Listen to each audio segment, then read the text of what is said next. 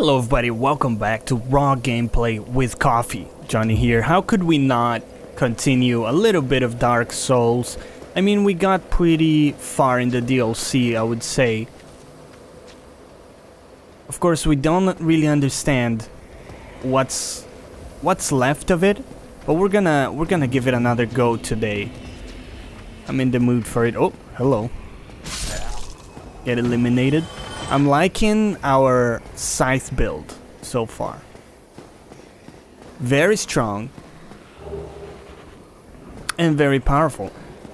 You know, last ACG podcast was very cool. Reg was not able to make it. But the cool thing about that is that we got to go around the room a little bit more than usual. A little bit more back and forth than we usually can. And it was a blast. It's interesting how conversations are just unpredictable. We ended up talking about spider lovemaking and dying to spiders. I don't know. I don't understand exactly how we got there. But it was definitely a very interesting and enjoyable conversation. And one thing that I think we do very well, not to toot our own horn here, but just focus a little bit there. One thing I think, you know, Carrick does well and we do a good job of in the podcast is not shutting down conversation, because a lot of the times you'll see two people having a conversation and one person is so intent on, you know, correcting someone or getting their point across that they actually do that in detriment of the actual conversation, which I think is always a mistake. Well, not always. Depends on what the goal is, what the goal of the conversation is. But generally, you want to say things in a way that further the conversation, right? Instead of shutting it down. So, correcting people is fine and sometimes necessary, of course. But at the same time, there are different ways to go about it. Nobody wants to be that person that's just coming up with technicalities and saying, actually, you know, this is why what you said is incorrect. And there are ways of going about that are better, that further the conversation, that stimulate the conversation more. And also, sometimes correctness is not... Jesus, I really gotta do a better job of dodging these. Holy balls, we almost died. Okay. Alright, my dude. Oh! How do you start charging before? I don't understand. No. Come back. Okay. Very dicey. So yeah, for the purposes of a conversation, not everything needs to be corrected. Some things you can do with a certain degree of... you know, not everything you say needs to absolutely pass the fact-checking 100%. As long as it's directionally sound and correct for the purposes of the conversation. If that makes any sense. So I think some people get bogged down in technicalities and corrections, and there's no real need for that as far as I'm concerned. So I think we do a good job of that. And the last podcast, we had a fantastic conversation, as I was saying. And after the podcast, we continued having a chat with Carrick and Takedown, some other people. And one thing following that vein of thought that we discussed is the three of us, we enjoy some sort of science people, you know, scientists, physicists, that sort of stuff. The people that are into also being communicators. And one thing we brought up is how some of them are actually terrible at being a communicator in general. Hello. You looked like a mimic. For sure. GG. So it reminded me of like school and college. The idea that I had a lot of teachers that knew a lot about their craft or trade, but I never really had a good teacher. You know, there's a lot of difference between someone being proficient and knowing a lot about their trade. You know, it's a big departure that from actually being a good teacher, because being a good teacher involves being a good communicator. And being a good communicator involves a sensitivity to where the other person is coming from and where they're at in terms of knowledge, in terms of communication skills, you know, all of that stuff. And also what their interests are, right? Because if you're trying to deliver like scientific knowledge to someone who isn't already interested in that, you need to come to them from a place of mutual ground. So you need to pique their interest some other way, right? They're not gonna tune into the science channel because they're not per se interested in science. So I think what some of the good guys out there do is that they find common ground with people that aren't per se interested in science, and make them understand that science is involved in a lot of everyday stuff that we do. And I think that's the win. That's the win. When you get a common ground to start from, that's where you can build a good growing conversation and dialogue with people. So some of these communicators, I brought up Sean Carroll. I believe it's not that I believe, I've found that he's sort of the best one out of the most popular ones, in my opinion. I like a lot of them. But you know, there's always something. We discussed Neil deGrasse Tyson. I'm a huge fan of him. I've followed all of his sort of major content, Cosmos, all of that stuff. And he's great. But there's a certain feeling of condescending when he answers a question from someone, from like a lay person. There's a slight feeling of, it wouldn't be accurate to say he's making fun of them, because he's not. I know he's not, and you can tell where he's coming from. But it does come across a little bit condescending, a little bit patronizing at times. And I think that's a mistake, right? Because right off the bat, that person is going to feel inadequate. It's going to be difficult for them to relax and internalize what you're saying. And of course, he's not just talking to that person, he's talking to the entire audience. So it sort of works out for him, because the large audience that's watching him does enjoy that stuff, and it works for them. But the person whom you're talking to, or to whom you're talking, doesn't really benefit from it that much, I would argue. Where are we going, my dude?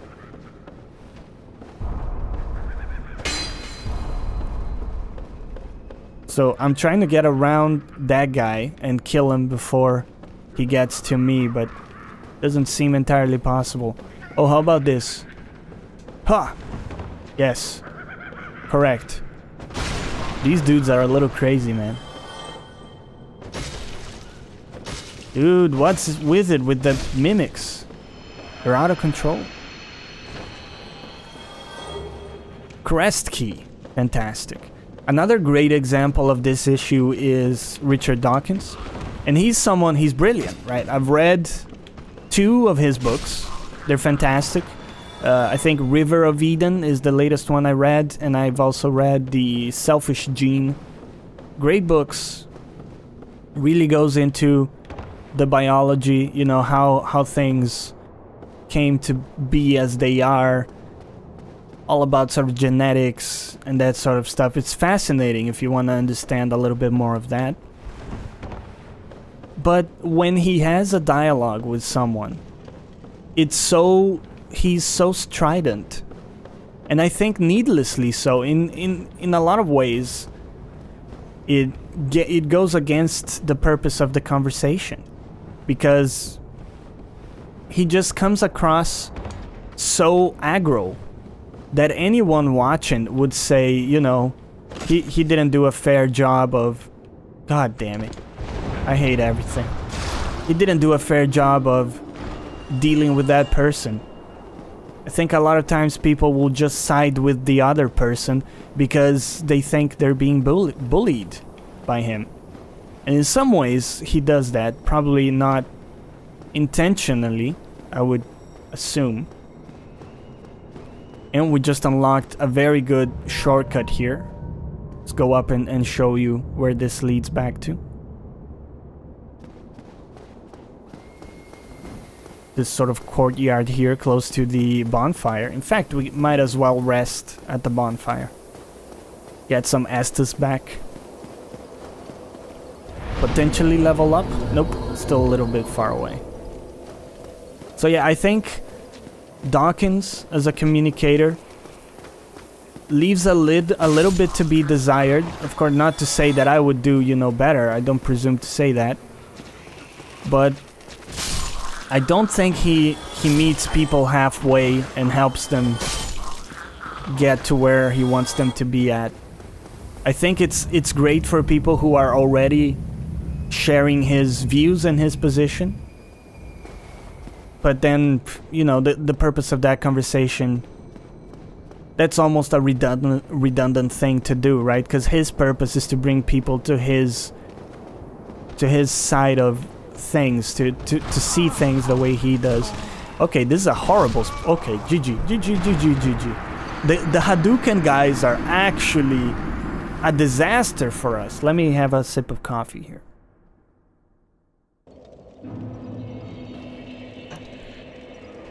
But that was sort of a long rant. Sort of a long rant.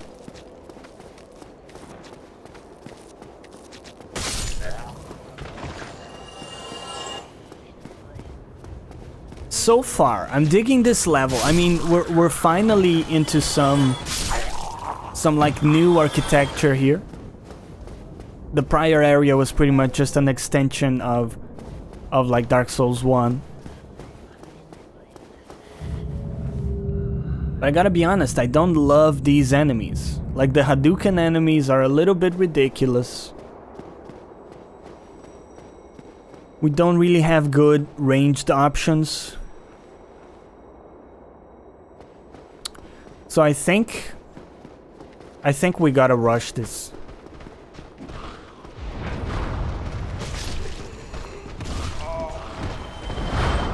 Holy shit. No.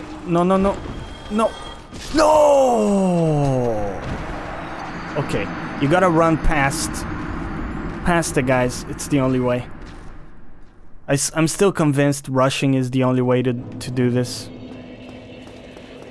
I've actually seen this particular very little spot here in a challenge run.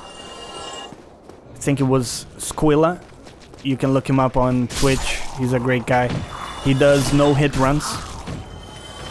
And he was no-hit running this, which is sort of crazy. But of course he had tricks up his sleeve. He has the know-how. He had like a bow and he was luring dudes with the bow, stuff like that. We're not gonna do that. I'm not interested in that sort of strats.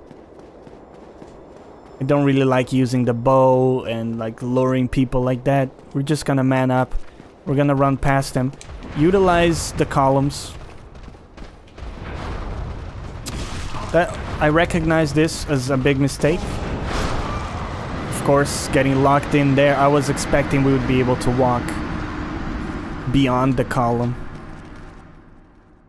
We're in the right frame of mind though. You make it to the first column. You killed the first Hadouken guy. You killed the second one. Hello. And then you just keep pushing forward. And wait for the other guys to catch up. Hello. Yeah. Yeah, these guys have a very interesting attack. They... oh shit, I needed to scratch my eye there. They attack earlier than it would seem.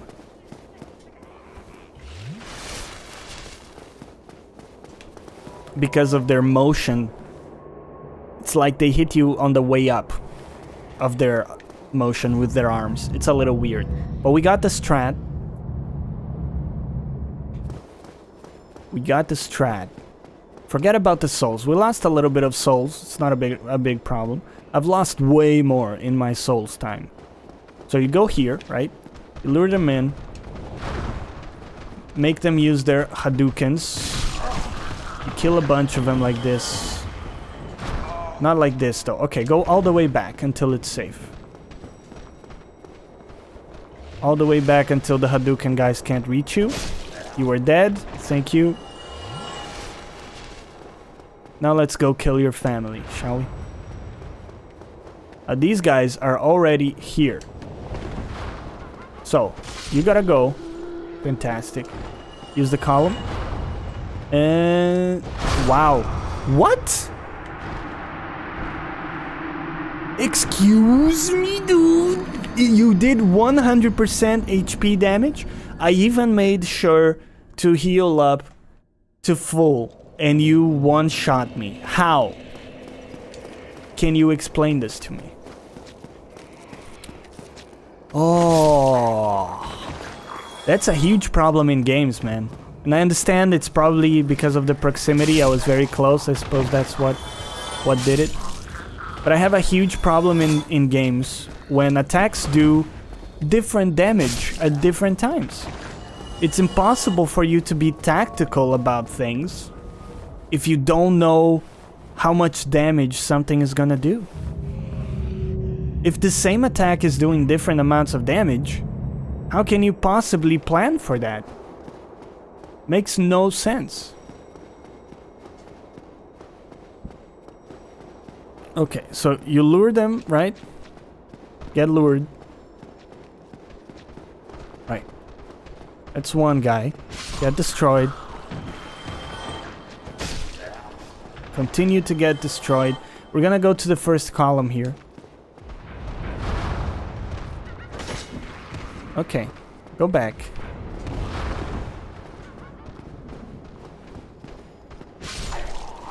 Right. Jesus, these Hadoukens are ridiculous, man. Alright, make it to the first column. Oh no. Oh no. Ooh.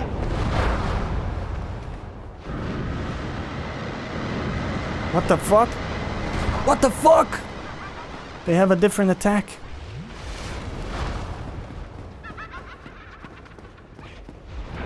Oh no. No!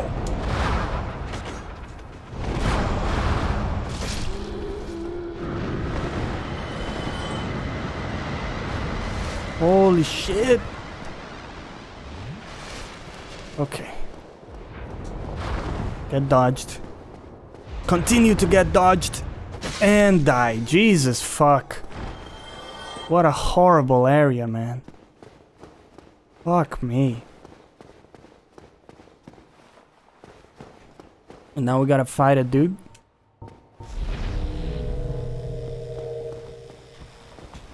Alright, my dude. What do you do? You have like a weird attack.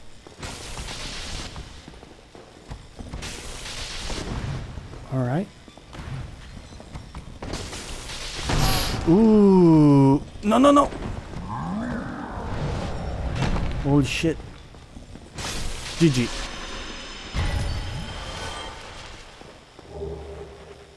Chain leggings.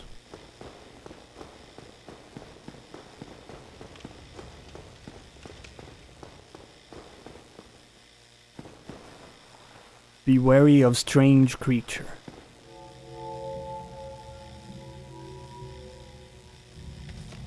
Oh shit. Okay. Aw, come on, man. Come on, man.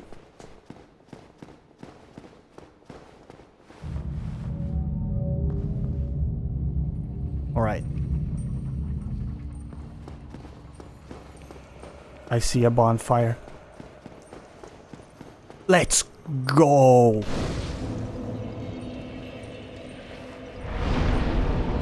All right. Coffee time.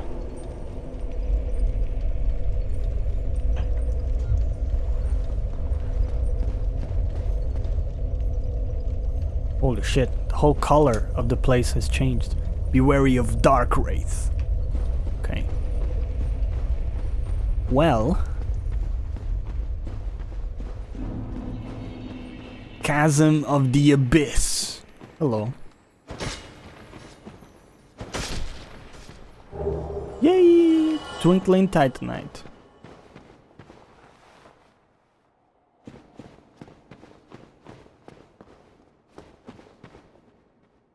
I have no idea where I'm supposed to go. I do understand there are some dudes over there, which doesn't really encourage me. Hello.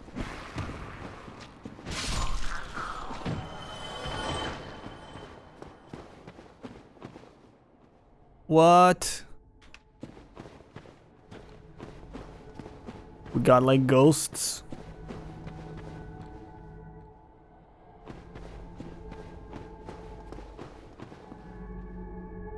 Let's see what happened to this poor soul. He died right here.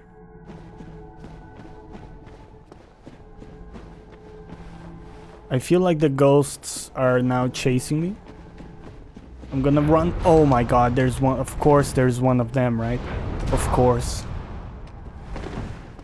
Why am I going this way? Holy shit.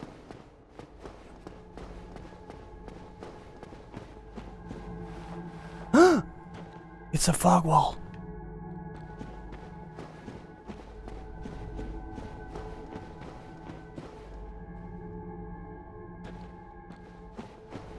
We've made it to the fog wall. Run into it. Let's go.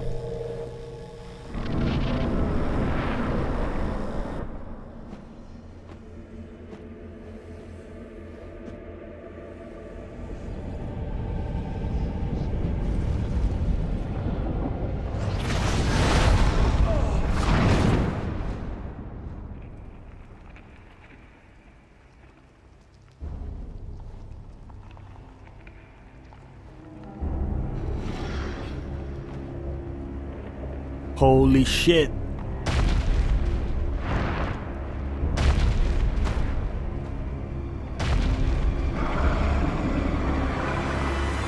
Holy actual balls.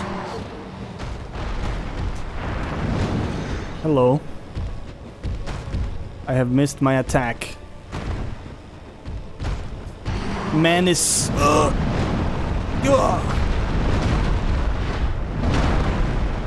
Please, mercy, Menace. Get hit on the hand.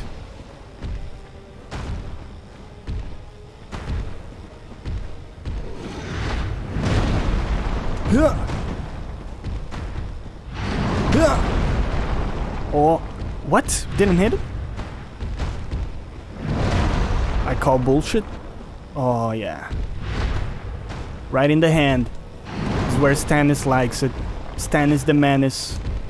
I don't know why I'm calling him Stannis. It's from Game of Thrones. Oh shit. Holy balls. Just roll back, you're gonna be fine.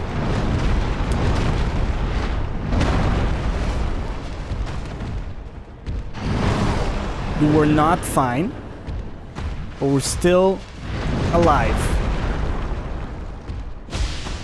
Did a lot of damage. Oh, how do we dodge that? Come on, Menace.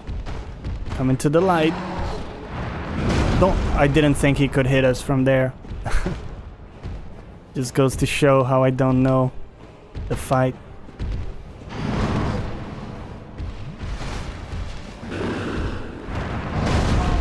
Again. Bad timing on that.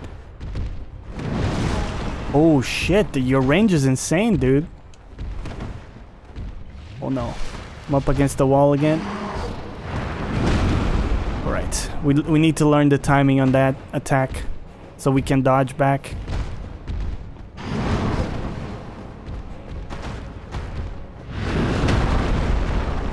Okay, we nailed that one.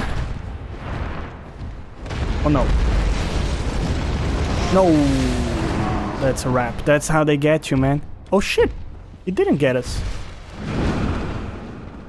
How were we alive? That's a bad roll, if I've seen one. Let's try this. Kind of worked. Now that one... that one... I don't know how to handle that. Okay, we're gonna leave the video here. Some good progress been made. Hopefully you enjoyed the video and my little rant. Let me know down below if you did. And as always, thanks for watching. Catch you next time.